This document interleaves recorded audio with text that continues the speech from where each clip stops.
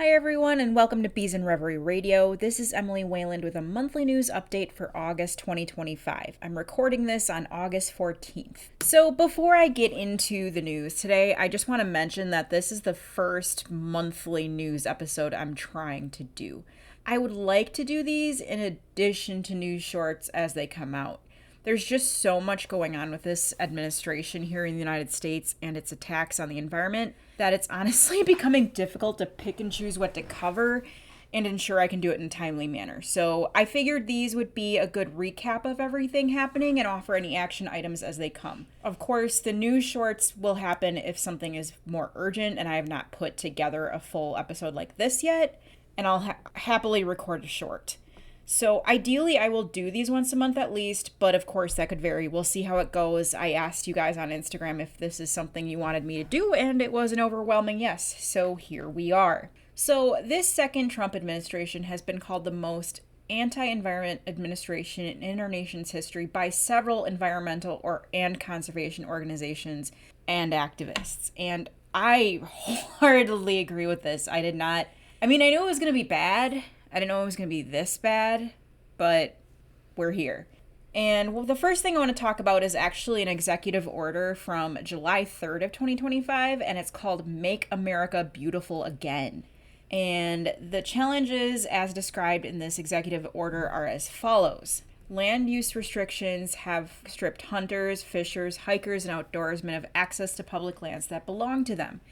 These bureaucratic restrictions have undermined the outdoor traditions and threatened conservation funding. Interesting, considering they are gutting or trying to gut things that, like the Endangered Species Act. I'm just going to say that. That's interesting. The National Park Service and the United States Forest Service face more than $23 billion and $10.8 billion in deferred maintenance, respectively, leaving roads, trails, and historic landmarks in disrepair. Again, interesting, because jobs were cut across the U.S. Forest Service and Department of Interior agencies, including the National Park Service, which had already been cut by about 20% in 2010. And National Park Service funding was severely cut again in the budget reconciliation bill by $267 million.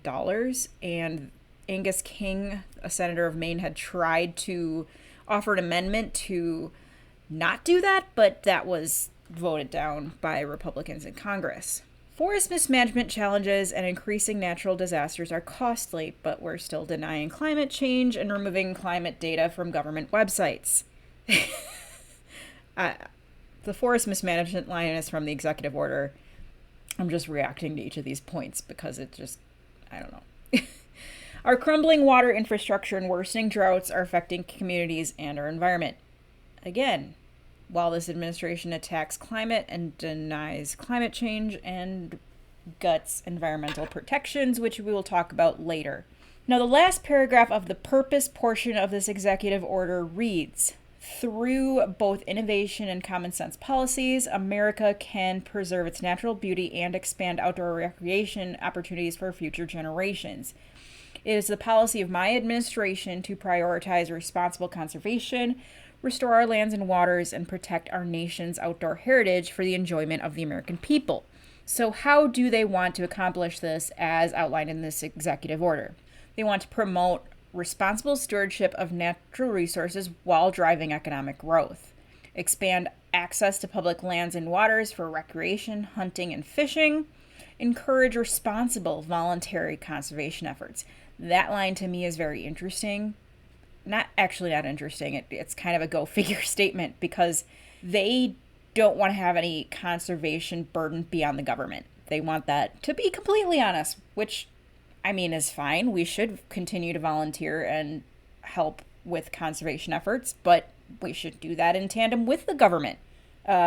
Anyways, they want to cut bureaucratic delays that hinder effective environmental management and recover America's fish and wildlife populations through proactive, voluntary, on-the-ground collaborative conservation efforts. Okay.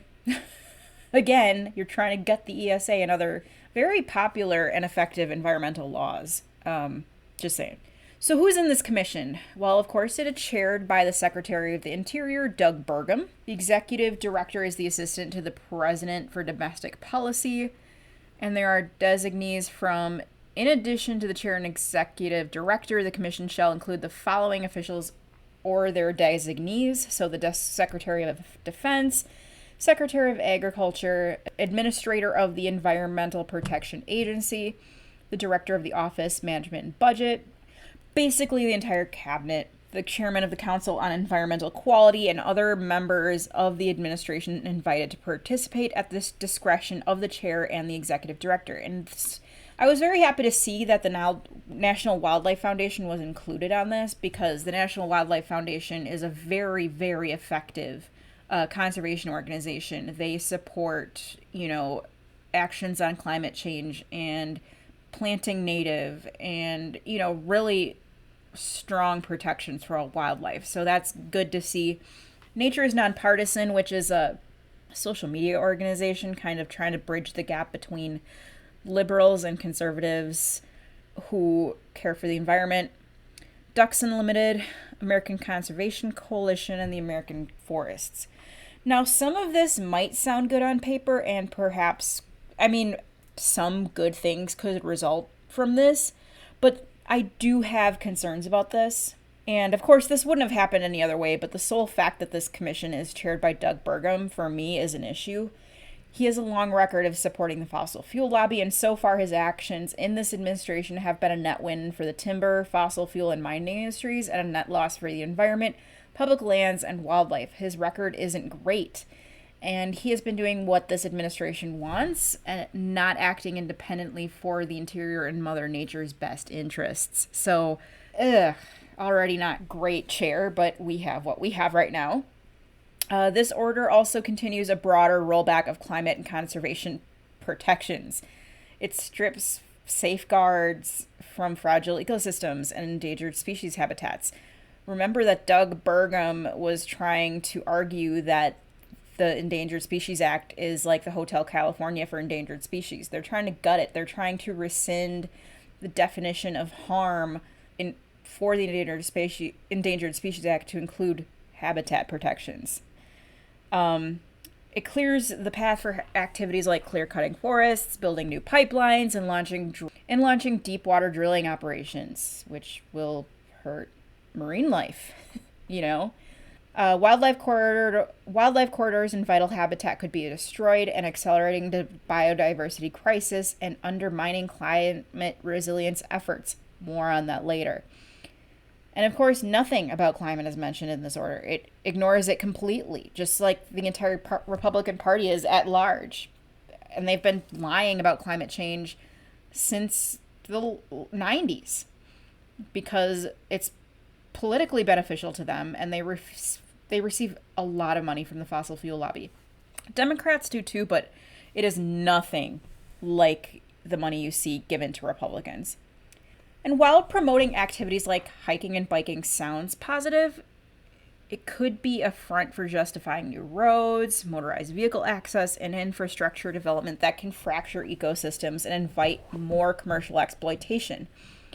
The use of public access rhetoric to dilute conservation efforts is a form of greenwashing. MABA is an entire greenwashing campaign as far as I'm concerned. And it's one that prioritizes convenience and profit over ecological health. Nature does best when we leave it alone, leave no trace, and leave wildlife corridors and habitats better than we found them. All losses in biodiversity are due to human interference. We need to interfere less. And look, I love hiking and exploring our national parks, state parks, and public lands. But we need to be more aware of how convenience and comfort for us in our recreation might not benefit our landscapes. When we remove regulations on fishing and hunting, those regulations are there for a reason. I don't want to open up any vulnerable species to trophy hunters or cause further declines in populations. And does that idea of promoting outdoor activities promote the way we view our natural world? Are they promoting the idea of viewing a canyon or waterfall from the windows of our luxury hotel suite, or an overlook that is there for that is comfortable, convenient, and safe, but doesn't impact the surrounding environment too much. This whole thing kind of reminds me of what Florida was trying to do last year with they were proposing to put golf courses, luxury hotels, and pickleball courts in Florida's state parks under the guise of, the great outdoors, but it was really just their governor trying to put golf courses in for his rich friends, and that got a lot of bipartisan backlash in the state house and with constituents. That did not happen. This doesn't seem as bad, but who's to say it couldn't get there? A lot of this just stinks to high heaven. And this administration is really good at making things sound super patriotic and good on paper. My main concern is that this commission prioritizes economic development over environmental stewardship. It's not even balanced when it should be nature over economic development. I mean, we are the richest country in the world. We have things to drive our economy and national parks. There are fees involved with that, and, it does make the government money. It represents a shift away from conservation and could lead to irreversible damage to some of the last intact wilderness areas in the United States. If you care about clean water, biodiversity, or even indigenous land rights, this executive order should be concerning. It basically reframes our shared natural heritage as a little bit more than a commercial asset, and that's a dangerous precedent. I don't look at a beautiful mountain range or a forest and think money. I think this place is beautiful and we're lucky to have it as our home. And there was a recent report saying that humans have shifted away from nature by like 60%.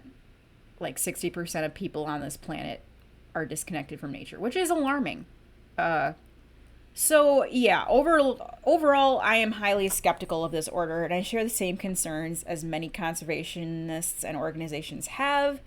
It seems like an attempt to greenwash the efforts of the Trump administration while they strip away environmental protections and put our public lands at risk of development and industrialization. We'll just have to see how this goes. This commission hasn't existed for very long. Like, it was created early July and it's only mid-August now. So I'll update you as I'm able to, but be sure to follow conservation organizations like the Sierra Club, Earth Justice, Wildlife Defenders, and more.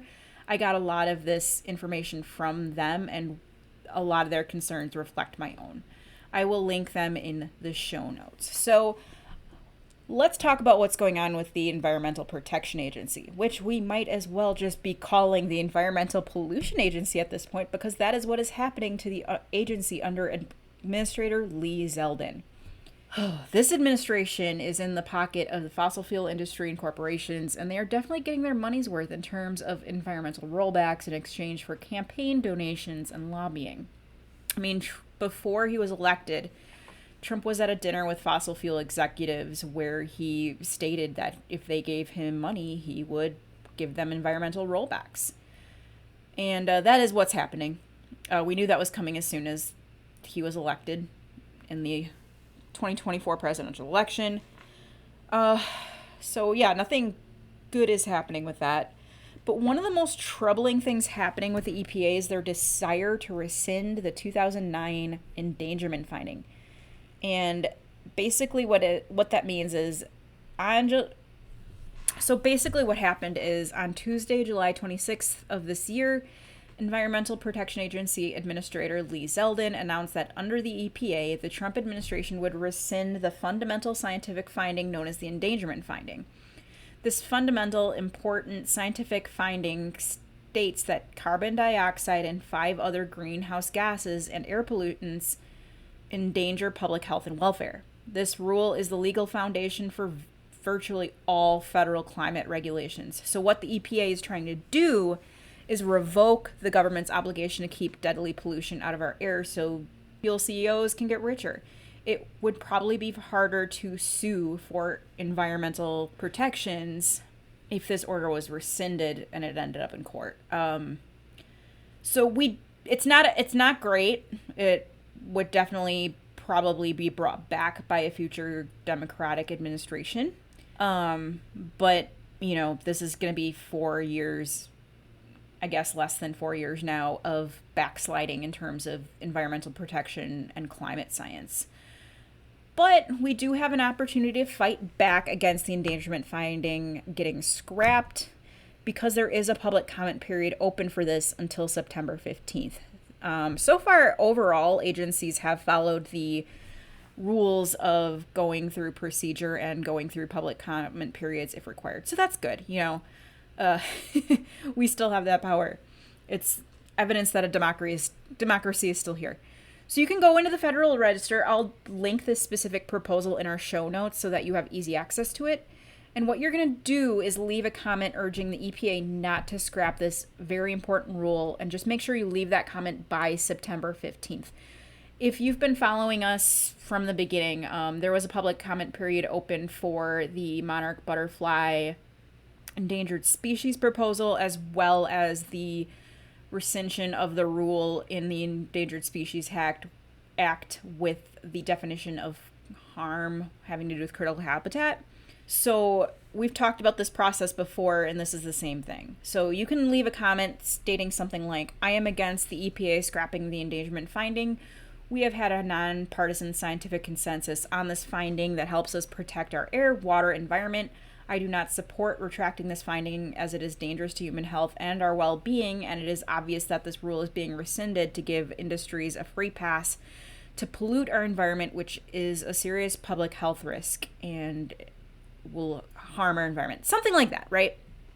I would also urge you to call your representatives and senators in Congress, regardless of party, to let them know you are against what the EPA is trying to do, and you would like them to fight to protect the environment and our clean air and water. You can connect your representatives on their website, by email, but calling them by phone is usually the best way to get a comment tallied. You can do this by calling the Congressional Switchboard at 202-224-3121 and ask the operator to connect you to any office that represents you. And you can just basically say what I said for the suggested public comment, right?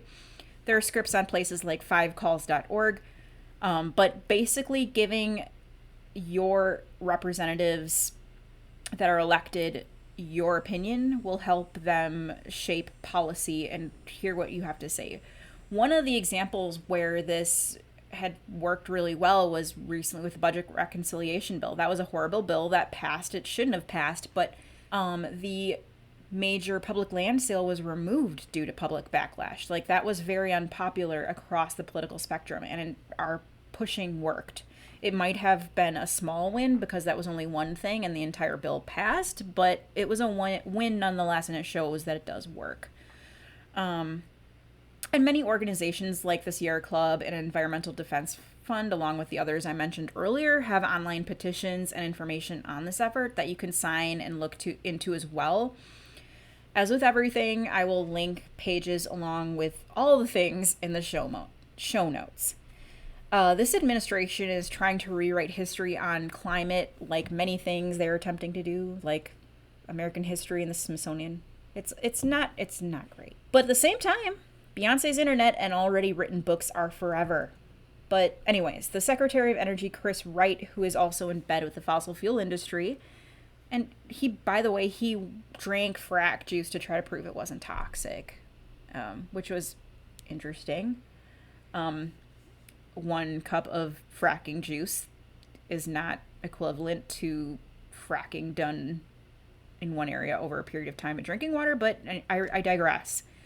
He is working on rewriting the definition of climate change, stating that it is nothing more than a byproduct of Congress and is less damaging economically than originally believed, as stated in a report published by the Department of Energy in July, titled A Critical Review of Impacts of Greenhouse Gas Emissions on U.S. Climate.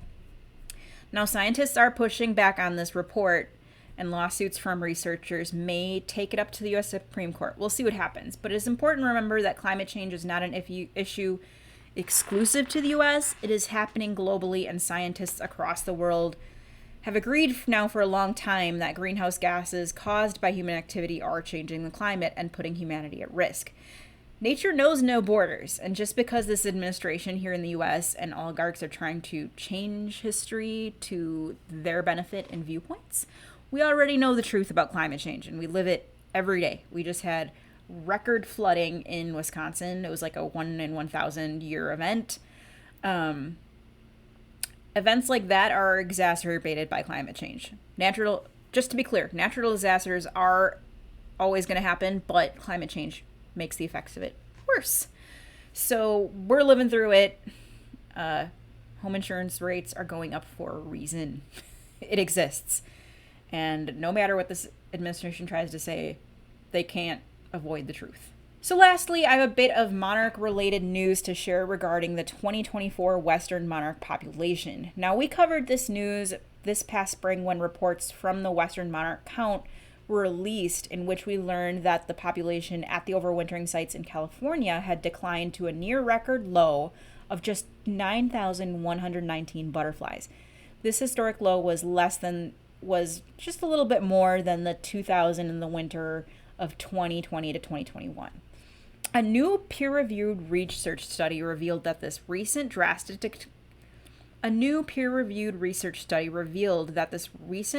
decline in the Western monarch population was likely caused largely by pesticides. Now, and many things can be true at once. Of course, all the other environmental factors take play, but this specific decline in the population to the California monarchs, so the population west of the Rockies, was likely caused by pesticides.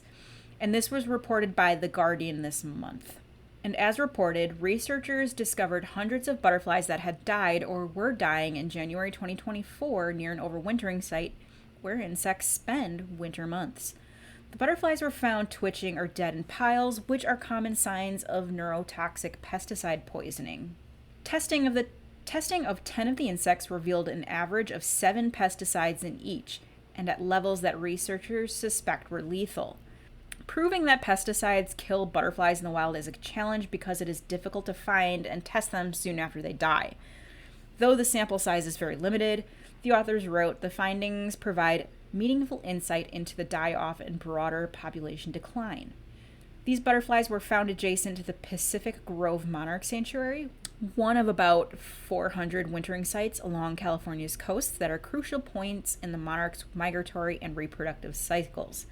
The Xerces Society counted about 6,000 butterflies overwintering at Pacific Grove in November of 2023. So yeah, this isn't last year's numbers, but even though populations rise and fall, what happens to a previous generation the year before will affect future generations, so that is what we're seeing at work here. And the article further states that all butterflies showed the same high levels of the same 3 pyrethroids, a pesticide class widely used in California on agricultural and residential land. The residential applications are not reported, and one of the researchers stated, the residential applications are not reported, and the presence of the same types of pyrethroids in all the samples points to a nearby residential exposure as the source. So yeah, that's you spraying your Roundup or your mosquito repellent or something like that. Some of the pyrethroid levels found in the monarchs are known to be lethal, and the researchers suspect that the combined levels of multiple pesticides probably contributed. Combinations of pesticides can have a synergistic effect that makes them even more toxic. Now, we know that both populations of monarch butterflies in North America have been in serious decline of about 80 to 90% in North America due to a variety of factors, including pesticide use, climate change, and habitat loss. The answer to helping this beloved butterfly and other pollinators is using less pesticides, especially the big agriculture industry, as they spray more per pound than any homeowner or private citizen ever could, and restoring and protecting habitat, including their host plant, milkweed. Our solutions have remained the same and will remain the same as we await the decision from the Fish and Wildlife Service regarding their endangered species status. And regardless of what the news will be, the work remains the same, and we can make a difference with or without the support of the federal government. Now, as I close out this episode, I just want to remind you all that I know how defeating it is to read all these headlines, since this is as I mentioned earlier in the episode, this is a very anti-environment administration. and we've been having these really bad headlines since they were sworn in. A lot of this we were expecting, but I think regardless of what we prepare ourselves for, it can seem like more harm than we imagined. Now that's the truth, but I also want to encourage you not to give up if you care about our pollinators and the planet. It is true that our fight would have been easier with the Harris administration, with the government doing a lot of heavy lifting alongside our efforts. I just want to encourage you all to not give up. That is early surrender, and we need to fight for our planet and our environment and, frankly, our democracy and humanity. As people in this country have been fighting for their rights for hundreds of years, and many of those fights have been long and difficult and never ending. But if we don't fight and protect our planet, who will? We can do a lot from our own backyards as individuals. If you need to plant a pollinator garden with native plants to feel inspired, I assure you that you will find the light when you see nature at work in the little ecosystem you've created. It keeps me going every day. So anyways, thanks for listening. I am working on getting you another episode this month, so keep an eye out for that. Resources, as I mentioned, are available in our link tree, and you can always reach out to us or on social media or email. Until next time, and with better news hopefully, thank you for planting native and leaving nature better than you found it.